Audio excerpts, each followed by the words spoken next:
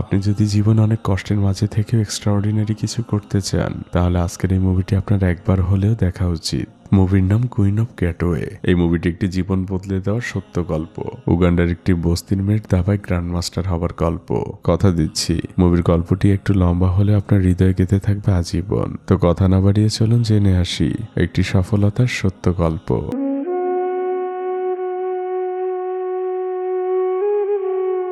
সাল 2011। একটি মেয়ে রেডি হচ্ছিল। এই মেয়েটির নাম ফিওনা, আমাদের মুভির প্রধান চরিত্র। সে তার সামনে থাকা একজন লোককে জিজ্ঞেস করে, আমি কি প্রস্তুত? লোকটি উত্তর দেয়, এটাই তোমার জায়গা। ফিওনা একটি হলরুমে প্রবেশ করে। এখানে একটি দাবা টুর্নামেন্ট চলছিল। অনেক দেশ থেকে প্লেয়ার এসেছে এখানে। ফিওনার প্রতিপক্ষ ছিল খুব বড় একজন নামি দামি খেলোয়াড়। এটা ছিল মূলত এই মুভির শেষ অংশ। ফিওনার গ্র্যান্ডমাস্টার হবার পেছনের গল্পটা শুরু হয়েছিল 2007 সালে। উগান্ডার রাজধানী কাম্পালার ছোট্ট একটি এলাকার নাম ক্যাটো। এখানকারই একটি বস্তিতে ফিওনা তার 4 ভাই বোন আর তার মাকে নিয়ে একটি ছোট্ট ঘরে ভাড়া থাকে। তার বাবা অনেক আগেই মারা গিয়েছেন। ফিওনাদের পরিবারের আয়ের উৎস হচ্ছে ভুট্টো বিক্রি করা। ফিওনার তার ছোট ভাই ব্রায়ান স্থানীয় পাইকারি বাজারে যে ভুট্টো কিনে নিয়ে আসে। এই মেয়েটি হচ্ছে ফিওনাদের বড় বোন নাইট। তার সাথে আবার এই বস্তিরই একটি বখাটে ছেলের সাথে প্রেম রয়েছে, যেটা ফিওনার মা একদমই পছন্দ করেন না। কিছুক্ষণের মধ্যে সেই ছেলেটি বাইক নিয়ে এসে সেখানে হাজির হয়, আর সে দূর থেকে নাইটকে ডাকতে থাকে তার সাথে ঘুরতে যাওয়ার জন্য। নাইট এক কথাই রাজি হয়ে যায়। তখন ফিওনার মা ছেলেটির কাছে যায় আর তাকে অনেক বকাঝকা করে ওখান থেকে তাড়িয়ে দেয়। এখান থেকে দৃশ্য পরিবর্তন হয়ে আসে স্থানীয় একটি খেলার মাঠে। এখানে বাচ্চাদের ফুটবল খেলা শেখানো হয়। এই লোকটির নাম রবার্ট, যিনি কিনা খুব শিক্ষিত এবং ভালো মানের একজন কোচ, কিন্তু তার ফ্যামিলি ব্যাকগ্রাউন্ড ভালো না দেখে তার কোনো চাকরি হচ্ছে না। রবার্ট সবসময় চায় এলাকার বাচ্চারা খেলাধুলা শিখে তাদের ভাগ্যের পরিবর্তন করুক, আর এই জন্য তার সহকারী কোচ তাকে নিয়ে হাসি ঠাট্টা করছিল। এদিকে দেখা যায় ফিওনার তার ছোট ভাই বাজারে গাড়িতে গাড়িতে ভুট্টো বিক্রি করছিল, কিন্তু বেশিরভাগ মানুষই ভুট্টো কিনতে রাজি হচ্ছিল না। ছোট ভাই ব্রায়ান অনেক কষ্টে ভুট্টোগুলো বিক্রি করে টাকাগুলো তার বড় বোন ফিওনার হাতে বুঝিয়ে দেয়। ফিওনা জিজ্ঞেস করে, তুই প্রত্যেকদিন তাড়াতাড়ি ভুট্টো বিক্রি করে কোথায় যাস? ব্রায়ান কোনো উত্তর দেয় না। ব্রায়ান মূলত ওখান থেকে সেই ফুটবল মাঠে আসে আর মাঠের পাশে বসেই খেলা দেখতে থাকে। তখন কোচ রবার্ট তাকে জিজ্ঞেস করে, তুমি প্রত্যেকদিন খেলা দেখো, কিন্তু ফুটবল খেলতে কেন যাও না? ব্রায়ান বলে, পা ভেঙে যাবার ভয়ে। আমার পা ভেঙে গেলে তা চিকিৎসা করার মতো টাকা আমার পরিবারের কাছে নেই। কোচ রবার্ট তখন কিছুটা ভেবে বলে, তাহলে তোমাদের অন্য একটি খেলার নাম বলতে পারি। দাবার নাম কি তোমরা শুনেছ? দাবা খেলতে কোনো রকমের শারীরিক পরিশ্রম করতে হয় না, দরকার শুধু মেধা শক্তি।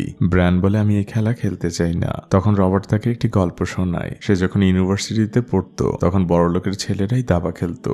দাবা আসলে বড়লোকদের খেলা, আর সেই দাবা খেলাটা খুব ভালোভাবে শিখে সেসব বড়লোক ছেলেদের হারাতো, আর সেখান থেকে প্রাপ্ত টাকা দিয়ে সে তার পড়াশোনার খরচ চালাতো। টাকা ইনকাম করা যায় এই কথা শুনে বাচ্চা ছেলে ব্রায়ান এই খেলা শিখতে রাজি হয়ে যায়। পরদিন থেকে ব্রায়ান দাবা শেখার জন্য একটি জায়গায় যেতে থাকে। আজ বড় বোন ফিওনা তাকে ফলো করছে যে ব্রায়ান আসলে কোথায় যায়। কোচ রবার্ট একটি ঘরের মধ্যে বাচ্চাদের দাবা খেলা শেখান। এখানে অনেক বাচ্চারা আসে। ফিওনা সবকিছুই দূর থেকে লুকিয়ে লুকিয়ে দেখছিল, কিন্তু ফিওনাকে রবার্ট দেখে ফেলে। সে ফিওনাকে ভেতরে ডাক দেয়। ফিওনা সংকোচমনা মন নিয়ে ভেতরে ঢোকে, কিন্তু ওখানে থাকা বাচ্চারা ফিওনাকে খেপাচ্ছিল, কারণ ফিওনা তো কাজ করে এসেছে, তাই তার শরীর থেকে ঘামের দুর্গন্ধ বের হচ্ছিল।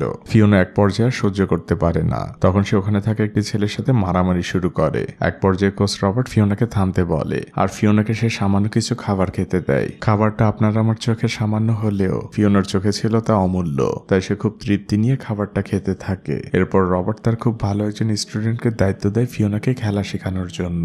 মেয়েটি প্রথমে ফিওনাকে দাবার কোর্টের গুটিগুলোর নাম শেখাচ্ছিল আর কোনটার কি কাজ তা বোঝাচ্ছিল। ওই দিন ফিওনা বস্তিতে ফিরে খুব ভালোভাবে গোসল করেছিল, কারণ ঘামের গন্ধের জন্য তাকে আজ অপমানিত হতে হয়েছে। ফিওনা আর তার ছোট ভাই ব্রায়ানের এখন মাথার মধ্যে শুধু দাবার চিন্তা, তাই ওই দিন রাতে তারা কোনো খাবারও খায় না। পরদিন আবারও সময় মতো ফিওনা খেলা শিখতে চলে যায়। সেই মেয়েটি এবার ফিওনাকে দাবার আরো অনেক নতুন নিয়ম কানুন শেখায়। ওই দিন রাতের বেলা ফিওনা বাসায় ছিল।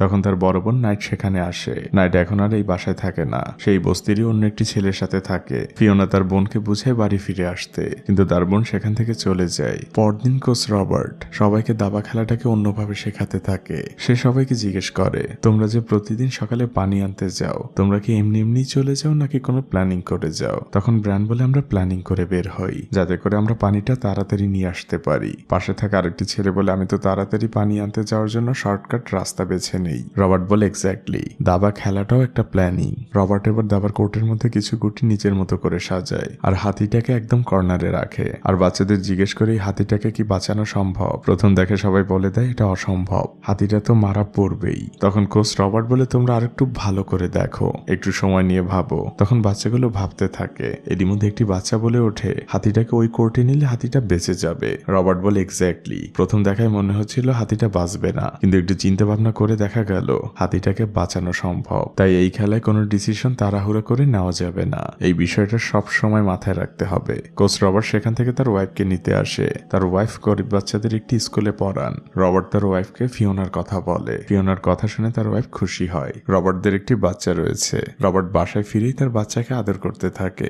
এই বাচ্চার ভবিষ্যৎ নিয়ে রবার্টের অনেক চিন্তা। তার ওয়াইফ তাকে আশ্বস্ত করে তুমি এত চিন্তা করো না। রবার্ট বলে আমি চাই না বড় হয়ে আমার বাচ্চা আমার মতো সমস্যা ফেস করুক, ওর জন্য একটি ভালো ভবিষ্যৎ আমাকে নিশ্চিত করতেই হবে। তাই রাতের বেলা রবার্ট খবরের কাগজে চাকরির বিজ্ঞাপন দেখতে থাকে। আর পরদিন সকালবেলা রবার্ট একটি ইন্টারভিউ দিতে যায়। রবার্ট ছিল তার কলেজ টপার। রবার্টের কথাবার্তায় ওখানে থাকা লোকটি খুবই ইমপ্রেসড হয়, কিন্তু রবার্টের চাকরিটা এক্ষুনি হচ্ছে না। লোকটি রবার্টকে আশ্বস্ত করে কখনো সুযোগ আসলে সে রবার্টের একটি চাকরির ব্যবস্থা করে দিবে। এদিকে দেখা যায় ফিওনা আর ব্রান দুই ভাই বোন নিজেদের ঘরের সামনে নিজেদের মধ্যে করেই একটি দাবার কোর্ট বানিয়েছে। ইটের টুকরো দিয়ে বানিয়েছে গুটিগুলো।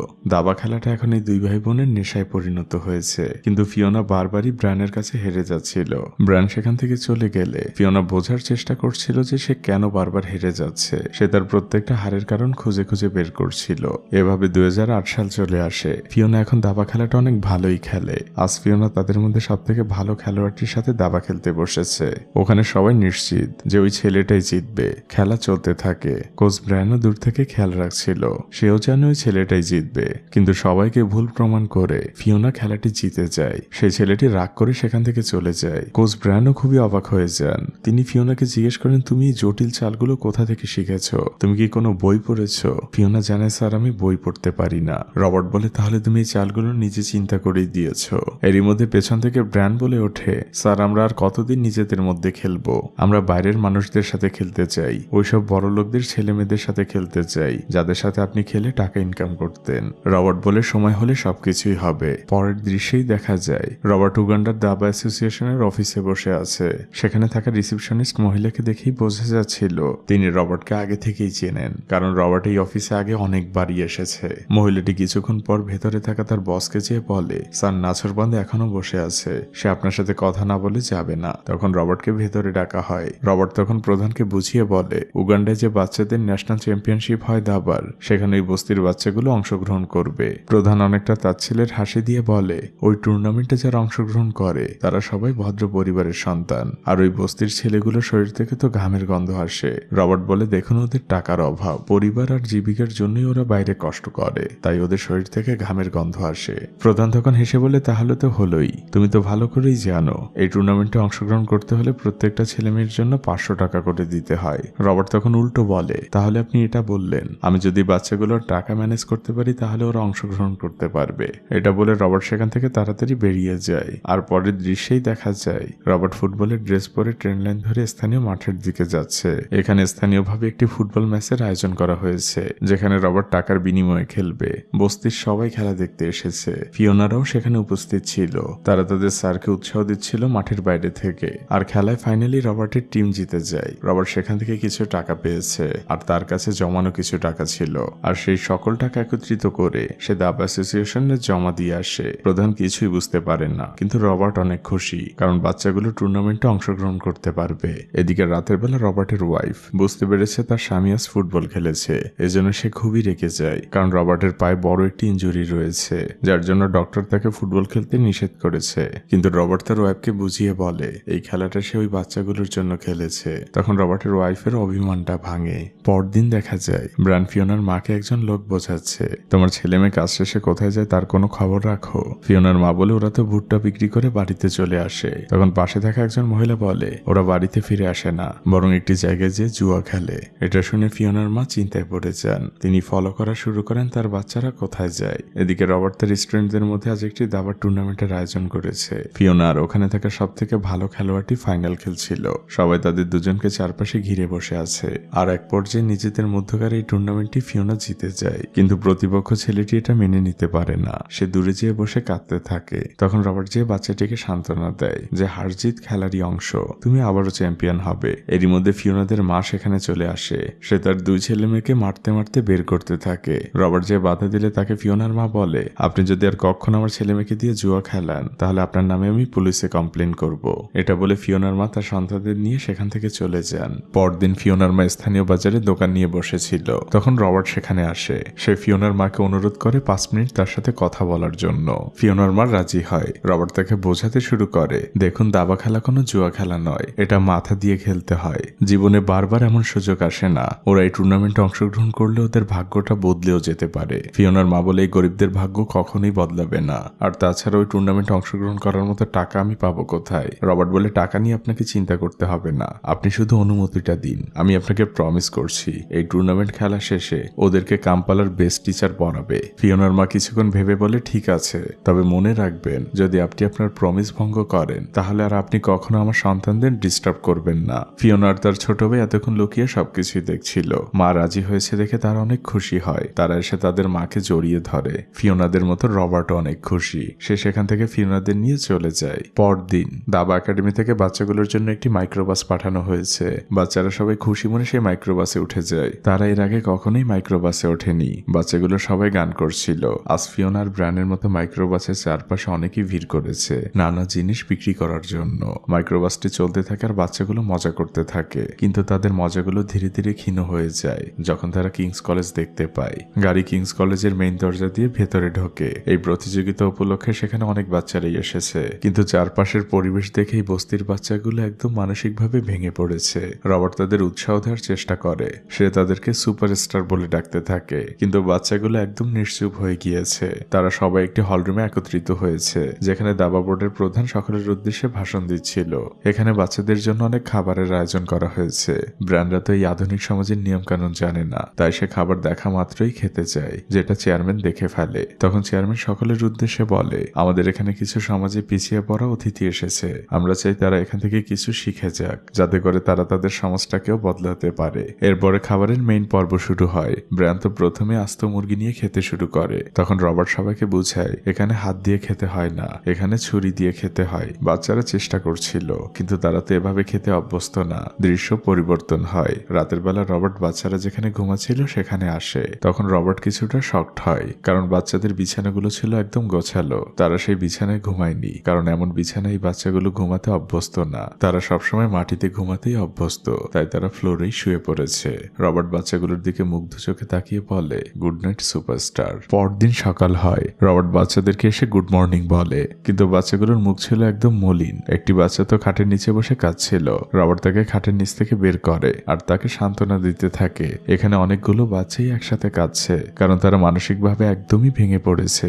রবার্ট বিষয়টা বুঝতে পারে। তখন সে নানাভাবে বাচ্চাদেরকে হাসানোর চেষ্টা করতে থাকে। সে তাদেরকে জোকস বলতে থাকে, আর ফাইনালি বাচ্চাগুলো নর্মাল হতে শুরু করেছে। রবার্ট তখন সবাইকে বোঝায়, দেখো এখানে অনেক বাচ্চারাই এসেছে, তাদের টাকা পয়সার অভাব নেই, শিক্ষার অভাব নেই, না আছে কাপড়ের অভাব, কিন্তু তোমাদের সবকিছুর অভাব রয়েছে। ওরা এই খেলাটা খেলতে এসেছে মজার জন্য, কিন্তু তোমরা এই খেলাটা খেলতে এসেছো ভাগ্য পরিবর্তনের জন্য। তাই তোমাদের এই খেলাটা সর্বোচ্চ চেষ্টা দিয়ে খেলতে হবে। বাচ্চাগুলো ভেঙে যাওয়া মনোবল আবারও ফিরে পায়, আর ফাইনালি সেই টুর্নামেন্টটি শুরু হয়। একে একে সকল বাচ্চারা খেলার রুমে প্রবেশ করে। ব্র্যান্ড ফিওনারাও সেখানে প্রবেশ করেছে। বাচ্চাগুলো সবাই এক এক টেবিলে প্রতিপক্ষের সামনে বসে যাচ্ছে, কিন্তু রবার্ট ফিওনাকে সব থেকে ভালো খেলোয়াড়টির সাথে খেলতে বলে। ফিওনা ভয় পায়। সে বলে, ওখানকার 1 নম্বর প্লেয়ার, আমি ওর সাথে পারবো না। রবার্ট তাকে আত্মবিশ্বাস যোগায়, বলে যে তোমাকে যদি সেরা প্রমাণ করতে হয় তাহলে ওকেই হারাতে হবে। ফিওনা ভয় ভয়ে ছেলেটির সামনে বসে আর হাত মেলায়। ছেলেটি হাত মেলানো শেষে নিজের হাতটা কাপড়ে মুছে নেয়। অন্যান্য বাচ্চারাও যে যার পজিশনে বসে গিয়েছে। বোর্ড প্রধান খেলা শুরুর নির্দেশ দেন। টুর্নামেন্ট শুরু হয়ে যায়, কিন্তু শহরের আধুনিক বাচ্চাগুলো খেলোয়াড় হিসেবে এই বস্তির বাচ্চাগুলোকে একদমই পাত্তা দিচ্ছে না। খেলা চলতে থাকে। 1 নম্বর প্লেয়ারটি নানাভাবে ফিওনাকে টিস করতে থাকে, কিন্তু ফিওনা চুপচাপ খেলে যাচ্ছিল। বোর্ড প্রধান এসে রবার্টকে বলে, তুমি তো ভালোই প্ল্যান করেছো, সব থেকে ভালো খেলোয়াড়টির সামনে একটি আনাড়ি মেয়েকে বসিয়েছো। রবার্ট তেমন কোনো উত্তর দেয় না। এরই মধ্যে দেখা যায় বস্তির বাচ্চাগুলোর মধ্যে একটি বাচ্চা জিতে যায়। সে তো মহা খুশি। সে চিৎকার করে বলতে থাকে, আমি জিতে গেছি। কিন্তু অন্যদিকে আরেকটি বাচ্চা হেরে যায়। সে কান্না শুরু করে দেয়। তখন রবার্ট তাকে শান্ত করার জন্য তাকে নিয়ে বাইরে চলে যায়। হলরুমের অন্য বাচ্চারা এটা দেখে হাসাহাসি করছিল, কিন্তু এদিকে ফিওনা সেই 1 নম্বর ছেলেটির খেলা জমে উঠেছে। সেই ছেলেটির বন্ধুরাও তাকে উৎসাহ জুগিয়ে যাচ্ছে, কারণ কারণ তারা নিশ্চিত যে তাদের বন্ধুই জিততে চলেছে। কিন্তু সবাইকে ভুল প্রমাণ করে ফিওনা ম্যাচটি জিতে যায়। সেই ছেলেটির রাগী গুটিগুলো ফেলে দেয়। এরপরে ফিওনাকে এবছরের সেরা খেলোয়াড় হিসেবে ঘোষণা করা হয়। তাকে গোল্ড মেডেল দেওয়া হয়। হলভর্তি উপস্থিত সবাই অনেক খুশি। সবাই হাততালি দিয়ে ফিওনাকে সংবর্ধনা জানাচ্ছে। বোর্ড চেয়ারম্যান নিজ হাতে ফিওনাকে মেডেল পরিয়ে দেন। বাচ্চারা যতটা ভীত হয়ে স্কুলে প্রবেশ করেছিল তার চেয়ে অনেক গুণ বেশি খুশি হয়ে স্কুল থেকে বের হচ্ছে। ফিওনার এখনো বিশ্বাস হচ্ছে না সে সব থেকে বেস্ট প্লেয়ারকে হারিয়েছে। রবার্ট তাকে বুঝায়, ফিওনা তুমি নিজ যোগ্যতায় হারিয়েছ। রবার্ট এবার ফিওনাকে বলে, এবার চলো তোমাকে কাম্পালার সব থেকে বেস্ট টিচারের সাথে পরিচয় করিয়ে দেই। পরদিন রবার্ট ফিওনাকে তার বাসায় নিয়ে আসে। সে ফিওনাকে তার ওয়াইফের সাথে পরিচয় করিয়ে দেয়। রবার্টের ওয়াইফ ফিওনাকে খুব অল্প সময়ের মধ্যে একদম আপন করে নেয়। পরদিন সকালবেলা ফিওনার ব্রান যথারীতি তাদের ভুট্টো বিক্রিতে ব্যস্ত ছিল। হঠাৎ করে পেছন থেকে একটি লোক ভুট্টা কেনার জন্য ব্রানকে ডাক দেয়। ব্রান যখন রাস্তা ক্রস করছিল তখন একটি বাইক এসে তাকে ধাক্কা দিয়ে সেখান থেকে চলে যায়। ফিওনার সাথে সাথে চিৎকার করে ওঠে। সে দৌড়ে তার ভাইয়ের কাছে যায় আর সবার কাছে সাহায্য চেতে থাকে। কিন্তু ওখানে তাকে একটি বাইকের লোক জানিয়ে দেয় যদি তাকে টাকা দেওয়া হয় তাহলে সে কেবলমাত্র সাহায্য করতে পারবে। ফিওনা তার কাছে থাকা সকল টাকা ওই লোকটিকে দিয়ে দেয় আর সে তার ভাইকে নিয়ে ওই বাইকে ওঠে। যাবার পথে সে তার মাকেও বলেছে ব্র্যান্ডের কথা। তার মাও তাড়াহুড়ো করে তাদের পিছু পিছু হসপিটালে আসে। হসপিটালে ব্র্যান্ডকে প্রাথমিক চিকিৎসা দেওয়া হয়। একজন হসপিটাল কর্মী এসে ব্র্যান্ডের মাকে পাওনা সকল বিল পরিশোধ করতে বলে। ব্র্যান্ডের মা বিল পরিশোধ করে এসে তার ছেলেকে এখান থেকে নিয়ে যাওয়ার চেষ্টা করে, কারণ আর একটি অতিরিক্ত দিন তাকে এখানে রাখার মতো টাকা তাদের কাছে নেই। কিন্তু ফিওনারা যখন সবাই বাসার সামনে আসে তখন তারা এসে দেখতে পায় আগে থেকেই তাদের বাড়িওয়ালা সেখানে বসে আছে। সে ভাড়ার জন্য এসেছে। ফিওনার মা তখন ফিওনাকে বলে তোমার কাছে জমানো টাকাগুলো ওনাকে দিয়ে দাও। ফিওনা বলে মা আমি ওই টাকাগুলো তো ওই বাইকারকে দিয়ে দিয়েছি, না হলে সে ব্র্যান্ডকে হসপিটাল পর্যন্ত নিয়ে যেত না। ফিওনার মা বলে তুমি এটা কি করেছো? ফিওনার মা বাড়িওয়ালিকে অনেক অনুরোধ করতে থাকে কিন্তু সেই মহিলা কোনো কথা শুনতেই রাজি না। সে ঘরের ভিতরে যায় আর ফিওনাদের জিনিসপত্র বাইরে ছুড়ে মারে। ফিওনারা তাদের মাথা গোজার জায়গাটিও হারালো। ফিওনার মা অনেক কান্না করে অনুরোধ করতে থাকে কিন্তু কোনো লাভ হয় না। পুরো পরিবারটি রাস্তায় রাস্তায় হাঁটতে থাকে। ব্র্যান তো অসুস্থ ছিল, তাই তাকে বয়ে বেড়ানোর জন্য ফিওনার তার মাকে অনেক কষ্ট পোহাতে হচ্ছিল। তারা ওই রাতটা রাস্তার পাশেই কাটানোর সিদ্ধান্ত নেয়। ফিওনার মা তাদের পুরনো পারিবারিক অ্যালবাম দেখে অনেক মন খারাপ করছিলেন। কত সুখী পরিবার ছিল তাদের। ফিওনা এসে তার মাকে সান্ত্বনা দেয়। ফিওনার মায়ের দু চোখ বেয়ে শুধু পানি পড়ছিল। দৃশ্য পরিবর্তন হয়। পরদিন সকালবেলা রবার্ট ফিওনাদের জন্য রুটি নিয়ে আসে তাদের সাথে দেখা করতে। খাবার পেয়ে ফিওনা অনেক খুশি হয়। রবার্ট আর ফিওনা খোলা আকাশের নিচে বসেই দাবা খেলছিল। রবার্ট ফিওনাকে জিজ্ঞেস করে তুমি নাকি দাবা খেলাটা ছেড়ে দিয়েছো? ফিওনা বলে হ্যাঁ, আমাদের পরিবারের অবস্থা এখন একদমই ভালো না। আমাদের আয়ের কোনো উৎস নেই, থাকার কোনো জায়গা নেই। রবার্ট বলে তুমি তো ভালো করেই জানো দাবা খেলাটা একটি ভাগ্য বদলেরও খেলা। তোমার এই খেলাটা ছাড়া উচিত হবে না। আমিও তো ছোটবেলা থেকে অনেক কষ্ট করেছি। এদিকে ফিওনা রবার্টের সাথে খেলা গেমটি খুব সহজে হেরে যায়, যার ফলে সে আরো বেশি হতাশ হয়ে পড়ে। রবার্ট তখন তাকে বোঝায় দাবা খেলায় হতাশার কোনো জায়গা নেই। তুমি গেমে ফোকাস করতে পারছো না, তাই তুমি ভেঙে পড়ছো।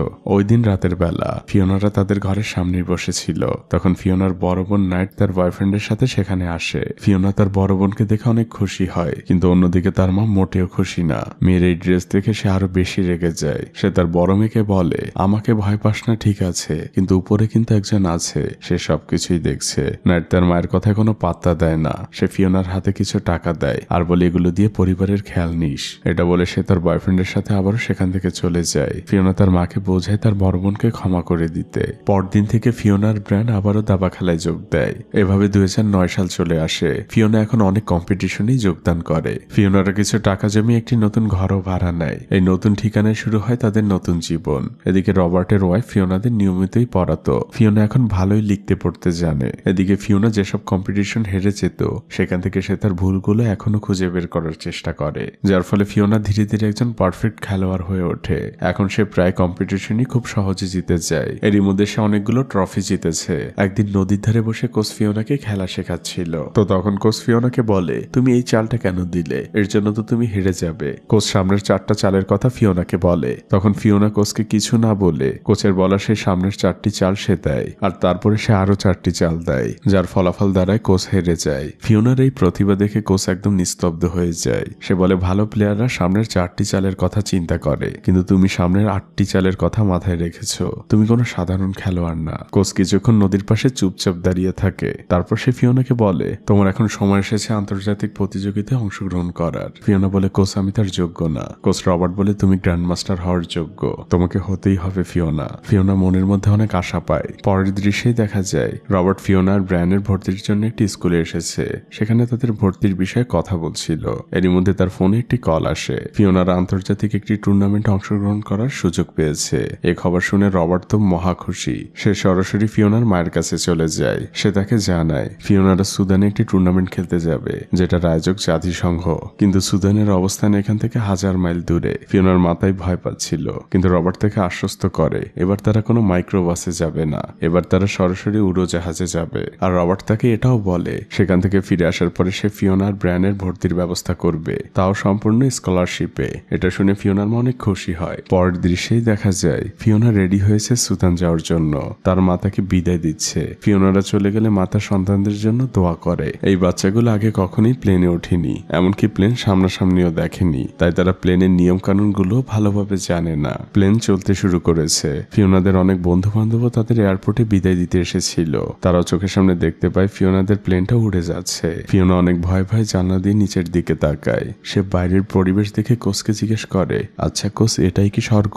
কোচ বলে এটা স্বর্গ না, স্বর্গ এর থেকে একটু উপরে। সবাই সুদানে পৌঁছে গিয়েছে। তাদের থাকার ব্যবস্থা খুব সুন্দর একটি হোটেলে করা হয়েছে। বিভিন্ন দেশ থেকে বাচ্চারা এখানে এসেছে। তারা সবাই প্র্যাকটিস করছিল। ফিওনাও একটি মেয়ের সাথে প্র্যাকটিস করছিল।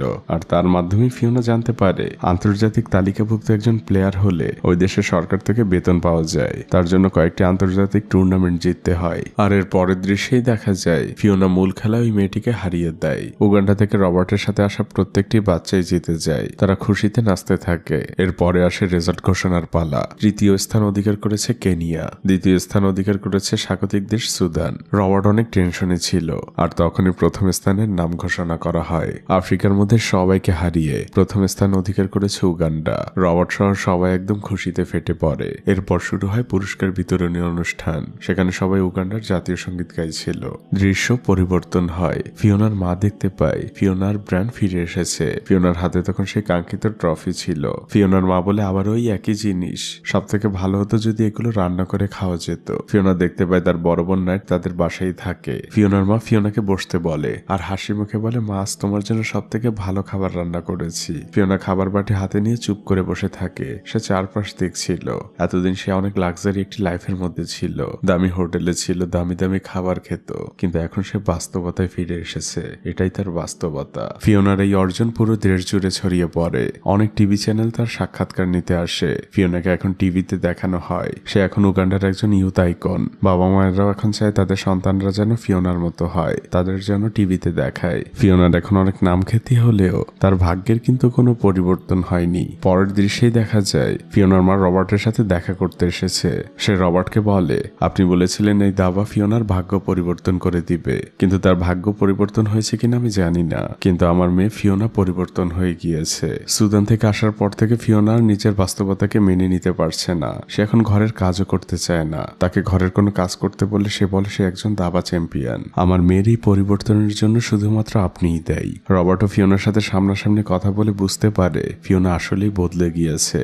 সে এখন আর তার বাস্তবতাকে মেনে নিতে চায় না। রবার্ট তাকে এই পরিবর্তনের কারণ জিজ্ঞেস করলে সে বলে আমি যে মেয়েটাকে হারিয়ে চ্যাম্পিয়ন হয়েছি সে তার কোচের সাথে দেখা করতে মিশর থেকে রাশিয়াতে যায়। অনেক টাকা খরচ করে সে শেখার পেছনে। তার কম্পিউটার রয়েছে, তার ভালো ভালো কাপড় রয়েছে, কিন্তু কোচ আমি তাকে হারিয়েছি, আমি তার থেকে ভালো খেলি, তো আমার সেসব কেন নেই?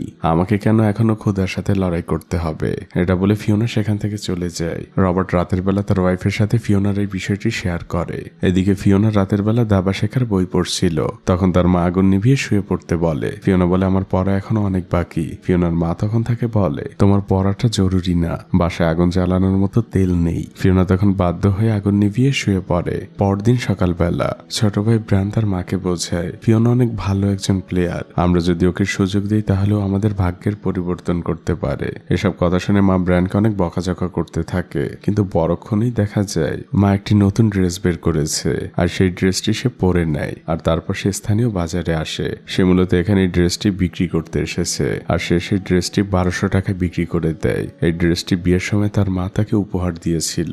আর ওই টাকা দিয়ে আসার সময় ফিওনার মা দোকান থেকে তেল কিনে নেয় যাতে তার মেয়ে আজ রাতে ভালোভাবে বই পড়তে পারে। এদিকে রাতের বেলা ফিওনা তার মাকে দেখা মাত্রই আগুন নিভিয়ে দেয়। তখন তার তার মা নিজে এসে পুনরায় আগুন জ্বালিয়ে দেয়। ফিওনা কিছুটা অবাক হয়ে যায়, কিন্তু তার মুখে হাসি ফোটে। সে আবারও মন দিয়ে দাবার বইটি পড়তে শুরু করে। পরদিন সকালবেলা মা ফিওনার চুল আশ্রে দিচ্ছিল।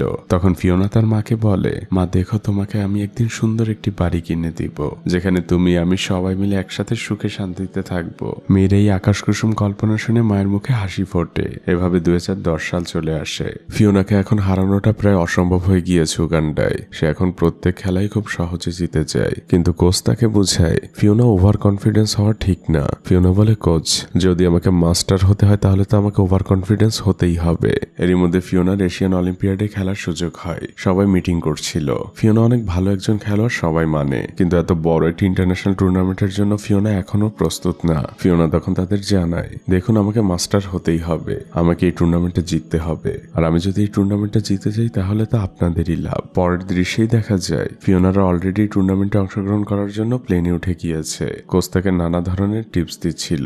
প্লেনের বাকি যাত্রীরাও এই টুর্নামেন্টে অংশগ্রহণ করতে যাচ্ছে। তারা সবাই নিজেদের মতো করে প্র্যাকটিস করছিল, কিন্তু ফিওনা ছিল ওভার কনফিডেন্ট। সে চুপচাপ প্লেনের সিটে বসে গান গাচ্ছিল। এরই মধ্যে প্লেন রাশিয়ায় পৌঁছে যায়। সেখানে স্নোফল হচ্ছিল। আফ্রিকা থেকে আসা এই মেয়েটি জীবনের প্রথম স্নোফল দেখছে। এই অলিম্পিয়াডে উগান্ডার হয়ে প্রতিনিধিত্ব করছিল ফিওনা। সে তাদের দেশের জাতীয় পতাকা বহন করছিল। খেলা শুরুর আগ মুহূর্তে ফিওনা তার কোচ রবার্টকে বলতে থাকে, কোচ, আজকের এই টুর্নামেন্ট আমি জিততে চাই আপনার জন্য, আমার মায়ের জন্য, আমার মায়ের স্বপ্নগুলো পূরণের জন্য। কোচ ফিওনাকে বলে, ফিওনা, খেলাটা তুমি ইমোশন দিয়ে খেলতে চেও না, খেলাটা তুমি জেতার জন্য খেলতে চেও। এদিকে উগান্ডার সবাই অধীর আগ্রহে টিভি আর রেডিওর সামনে বসে আছে। তারা সবাই ধারাভাষ্য শুনছিল। সেখানে বারবার ফিওনার নাম বলা হচ্ছিল। এরই মধ্যে খেলা শুরু হয়ে যায়। ফিওনার খেলা পড়েছে কানাডিয়ান একটি মেয়ের সাথে। ফিওনার যে কনফিডেন্স ছিল, সেই কনফিডেন্স ধীরে ধীরে ভেঙে যেতে থাকে। ফিওনা তার বেশিরভাগ চাল ইমোশনালি দিচ্ছিল, যেটা কিনা পাশে দাঁড়িয়ে থাকা রবার্ট বুঝতে পারছিল। ফিওনা ভুল পথে আগাচ্ছে। সবাই ফিওনাকে নিয়ে অনেক চিন্তিত ছিল।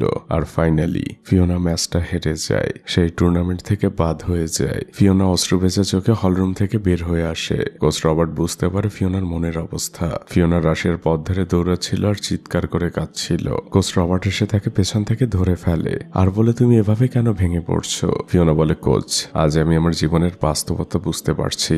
আমি ওভার কনফিডেন্ট হয়ে গিয়েছিলাম, কিন্তু এখন বুঝতে পারছি আমার জন্যই দাবা খেলা না, আমি যেটা পারি সেটা হলো ওই ভুট্টো বিক্রি করা। ফিওনা বলে, এই দুনিয়া আমার না, আমার দুনিয়া যেটা ছিল সেটাই আছে। কোচ রবার্ট তাকে সান্ত্বনা দেয়, ফিওনা, একটা ম্যাচ হেরে যাওয়া মানে সবকিছু শেষ হয়ে যাওয়া না, তোমাকে ঘুরে দাঁড়াতে হবে। দৃশ্য পরিবর্তন হয়। ফিওনা এখন তার সেই পুরনো জীবনে ফিরে এসেছে, যেখান থেকে সে শুরুটা করেছিল। এরই মধ্যে একদিন রবার্টের ফোনে সেই লোকের ফোন আসে যেখানে রবার্ট ইন্টারভিউ দিতে গিয়েছিল।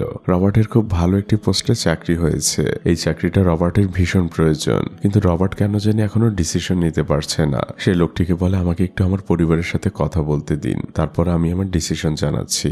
এদিকে ফিওনাকে এখনো তার মহল্লার লোকজন উৎসাহ দিয়ে যায়, আগামীবার তুমি ট্রফিটা জিতবে। এমনই একদিন উগান্ডায় প্রচন্ড ঝড় বৃষ্টি শুরু হয়। ধীরে ধীরে ঝড়টা বাড়তে থাকে আর বৃষ্টিটা পরিণত হয় বন্যায়। ফিওনাদের পুরো ঘরটা পানিতে তলিয়ে গিয়েছে। ফিওনার মা সর্বোচ্চ চেষ্টা করছে তাদের সে সম্বলটুকু রক্ষা করার জন্য। ফিওনাও তার মাকে সাহায্য করছিল। এরই মধ্যে ফিওনার বড় বোন নাইট তার মাকে জানায় তার পেটে বাচ্চা। এটা শুনে সবাই একদম নিস্তব্ধ হয়ে যায়। সবাই নাইটের মুখের দিকে তাকিয়ে থাকে। পরের দৃশ্যেই দেখা যায় ফিওনা কোচের বাসায় এসেছে। সে তার সাথে কথা বলছিল। ফিওনা তার জীবনের কষ্টের কথাগুলো কোচকে খুলে বলে। কোচ তাকে সান্ত্বনা দেয়। কোচ বলেন, আমি জন্মের পর থেকে অনাথ ছিলাম, কিন্তু আমার বয়স যখন 6 বছর হলো তখন একদিন আমার মা আমার কাছে ফিরে আসলো আর আমার নাম দিল রবার্ট। মা আমার জীবনে 2 বছর ছিল। তারপর একদিন আমার নানি দৌড়তে দৌড়তে আসে আর তখন আমি বুঝে গিয়েছিলাম আমার মা পৃথিবী থেকে চলে গিয়েছে। আমি আবারও অনাথ হয়েছিলাম। কোচ বলেন, দেখো ফিওনা, তোমার বা আমার জীবন কারো জীবনই সহজ না। আমাদের প্রত্যেকেরই খারাপ সময়ের গল্প রয়েছে। আমরা ওই স্মৃতিগুলোকে মুছে ফেলতে পারবো না, কিন্তু স্মৃতিগুলোকে এক পাশে রেখে আমাদের সামনের দিকে এগোতেই হবে। জীবনটাই এমন। ফিওনা বলে, কোচ, আমি বাড়ি ফিরতে চাই না, আমি এখানে থেকেই পড়তে চাই। কোচ ফিওনাকে এখানেই থাকতে বলে আর তাকে ভরসা দেয় যে সে তার মায়ের সাথে কথা বলবে। পরদিন সকালবেলা কোচ কিছু একটা নিয়ে খুবই চিন্তিত ছিল। তার ওয়াইফ যখন স্কুলে যাওয়ার জন্য বের হচ্ছিল, সে রবার্টের মুখ দেখেই বুঝতে পারে যে কিছু একটা হয়েছে। সে রবার্টকে জিজ্ঞেস করে যে তোমার কি হয়েছে।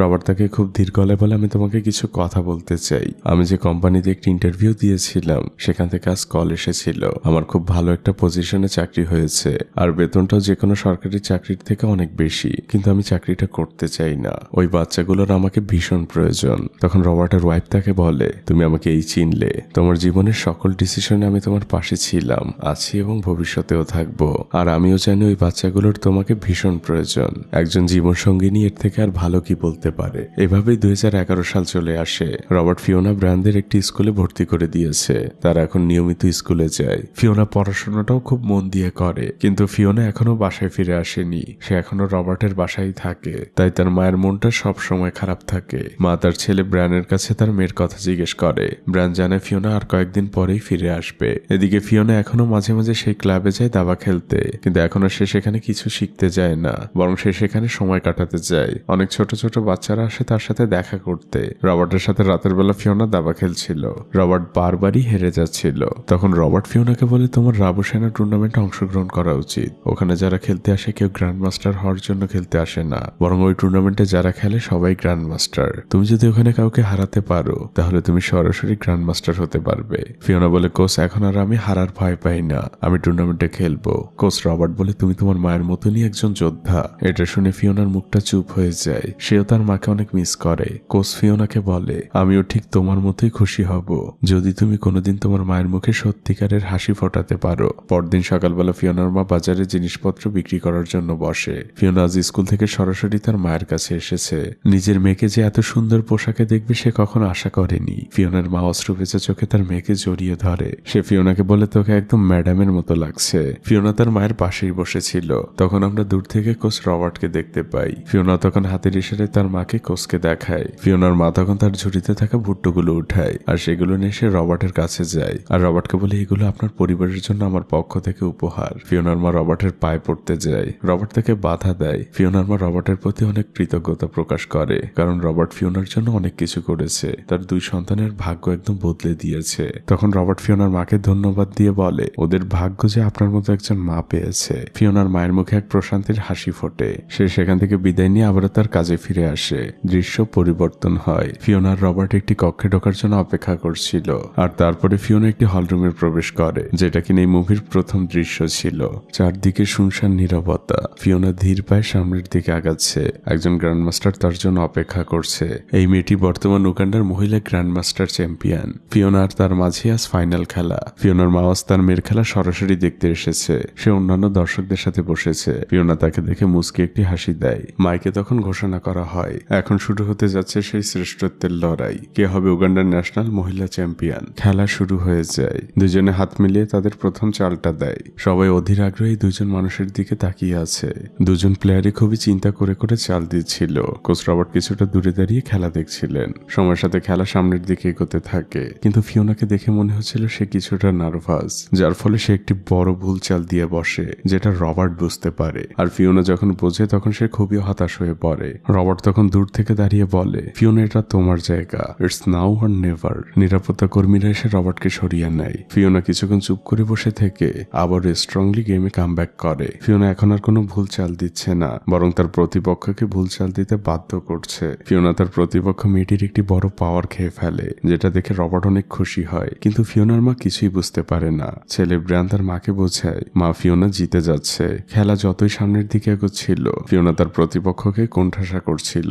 রবার্ট থেকে শুরু করে সবাই বুঝতে পারছিল ফিওনা ঠিক পথে আগাচ্ছে। প্রতিপক্ষ গ্র্যান্ডমাস্টার অনেকটাই ঘাবড়ে গিয়েছে। ফিওনা ধীরে ধীরে অনেক গুটিই খেয়ে ফেলেছে।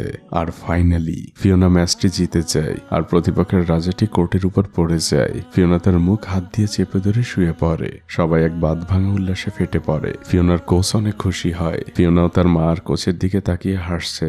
এরপর দৃশ্য চলে আসে ক্যাটোয়ে শহরের সেই বস্তিতে। সেখানে আজ এক বড় উৎসবের আয়োজন করা হয়েছে। ফিওনা আজ বীরের বেশে তার নিজ ঘরে ফিরছে। সে এখন উগান্ডার ন্যাশনাল চ্যাম্পিয়ন, একজন গ্র্যান্ড মাস্টার। পুরো মহল্লার মানুষেরা গাড়ির চারপাশ ঘিরে রেখেছে। ফিওনা তার ট্রফিটি উঁচিয়ে ধরে। সবাই ফিওনাকে ঘাড়ে করে নেচে বেড়াচ্ছে। বৃদ্ধ থেকে বাচ্চা সবাই উৎসবে ব্যস্ত। এমন খুশি এই মহল্লার মানুষ আগে কখনো হয়নি। অনেক নিউজ রিপোর্টাররাও সেখানে ভিড় করেছে। রবার্ট দূর থেকে ফিওনার মাকে ডাক দেয়। ফিওনার মা লজ্জা পাচ্ছিল। তারপর ফিওনা যে তার মাকে নিয়ে আসে। সবাই মিলে মজা করতে থাকে। দৃশ্য পরিবর্তন হয়। নতুন একটি ভোরের শুরু। ফিওনার পোস্টার এখন দেওয়ালে লাগানো থাকে। তাকে নিয়ে আন্তর্জাতিকভাবে বই লেখা হয়েছে। এভাবে 2012 সাল চলে আসে। ফিওনার এখনো সেই ঘরেই থাকে। ফিওনার মা ঘরের মধ্যে কাজ করছিল। এরই মধ্যে তার ছেলে ব্র্যান এসে তাকে ডাক দেয় আর বলে, তাড়াতাড়ি চলো মা, এক জায়গায় যেতে হবে। ফিওনার ফিওনার মা তাড়াহুড়া করে বাসা থেকে বের হন। সামনে ফিওনার রবার্ট অপেক্ষা করছিল। তার একটি মাইক্রোবাস নিয়ে এসেছে। সবাই মাইক্রোবাসে উঠে যায়, কিন্তু ফিওনার মা এখনো জানে না যে সে কোথায় যাচ্ছে। সে বারবারই জিজ্ঞেস করছিল, কিন্তু রবার্ট আর ফিওনার মুখে শুধু মুস্কি হাসি। গাড়ি চলতে থাকে, আর অনেকটা পথ আসার পরে গাড়িটি রাস্তার পাশের একটি জায়গায় দাঁড়ায়। সবাই গাড়ি থেকে নামে, কিন্তু ফিওনার মা এখনো কিছুই বুঝতে পারছে না। আর রবার্ট আর ফিওনা একজন আরেকজনের দিকে শুধু তাকাচ্ছে। ফিওনার মা জিজ্ঞেস করে, এটা আমরা কোথায় এসেছি? তখন ফিওনা তার মাকে বলে, মা আমরা আমাদের বাড়িতে এসেছি, এটাই আমাদের বাড়ি, আমাদের পার্মানেন্ট অ্যাড্রেস। ফিওনার মায়ের হাত পা কাঁপছে। সে কি করবে কি বলবে কিছুই বুঝতে পারছে না। সে শুধু তার মেয়েকে শক্ত করে জড়িয়ে ধরে। একজন মায়ের জন্য এই মুহূর্তটা কোনোভাবেই এক্সপ্লেন করা সম্ভব না। আর এটা কোনো মন করা গল্পও না, এটা সত্যিকারের একটি ঘটনা যার প্রতিটা মুহূর্ত ছিল সত্য। আর এই দৃশ্যের মধ্যে দিয়ে মুভিটি এখানেই শেষ হয়ে যায়। আর এরপর এই মুভির সত্যিকারের চরিত্রগুলো আর অভিনীত চরিত্রগুলোকে পাশাপাশি দাঁড় করানো হয়। এই পাশের মেয়েটি হচ্ছে সে সত্যিকারের ফিওনা। এরপর দেখানো হয় সত্যিকারের আর অভিনীত রবার্টকে। তারা দুজনও পাশাপাশি দাঁড়ায়। তারপর আসে ফিওনার মায়ের পালা। ইনি ছিলেন ফিওনার সত্যিকারের মা। আর এই দুই মায়ের হাসির মধ্যে দিয়ে মুভিটি সম্পূর্ণ শেষ হয়ে যায়। আসলে জীবনে যারা লিজেন্ড হয়েছে তাদের পেছনের গল্পটা কখনোই সহজ ছিল না। দেখুন, আমার আপনার ছোটবেলাটা ফিওনার থেকে অনেক ভালো ছিল, কিন্তু আমরা বেশিরভাগই ফিওনার মতো এক্সট্রাঅর্ডিনারি কিছু করতে পারিনি। আসলে জীবনে অনেক বড় কিছু করতে হলে অনেক বড় কিছু কষ্টের সম্মুখীনও হতে হয়। তাই জীবনের কষ্টগুলোকে অভিশাপ মনে না করে অনুপ্রেরণা হিসেবে নিলে জীবনের কষ্টগুলো অনেক হালকা হয়ে যায়।